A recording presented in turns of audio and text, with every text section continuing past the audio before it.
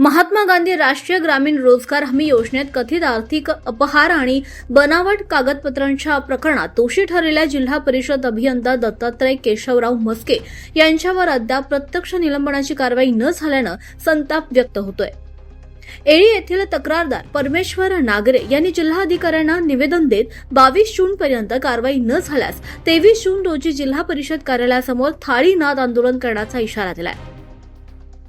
परमेश्वर नागरे यांनी 7 एप्रिल 2026 रोजी दाखल केलेल्या तक्रारीनंतर या प्रकरणाची चौकशी करण्यात आली होती। चौकशी समितीच्या अहवालात संबंधित अभियंता दोषी आढळल्यानं जिल्हाधिकाऱ्यांनी 11 जून रोजी निलंबन आणि विभागीय चौकशी प्रस्तावित करण्याचे आदेश दिले होते। मात्र आदेशानंतर प्रत्यक्ष निलंबनाची अंमलबजावणी झालेली नसल्याचा आरोप तक्रारदारांनी केलाय। संबंधित अधिकाऱ्यावर कारवाई होत नसल्यानं शासनाच्या आदेशांकडे दुर्लक्ष होत असल्याचा आरोप करण्यात आलाय।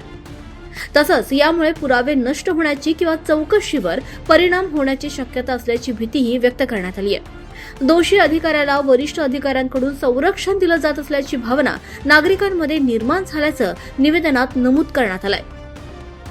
22 जूनपर्यंत संबंधित अभियंत्याचे निलंबन व विभागीय चौकशीची कार्यवाही न झाल्यास 23 जून रोजी जिल्हा परिषद कार्यालयासमोर गावकरी आणि नागरिकांच्या वतीनं लोकशाही मार्गानं थाळी नाद आंदोलन करण्यात येणार असल्याचा इशारा देण्यात आला।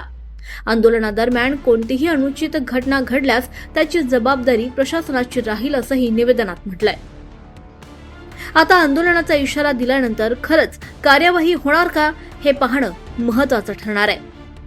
उमेश चक्कर, हाय प्रवाह नेटवर्क, हिंगोली।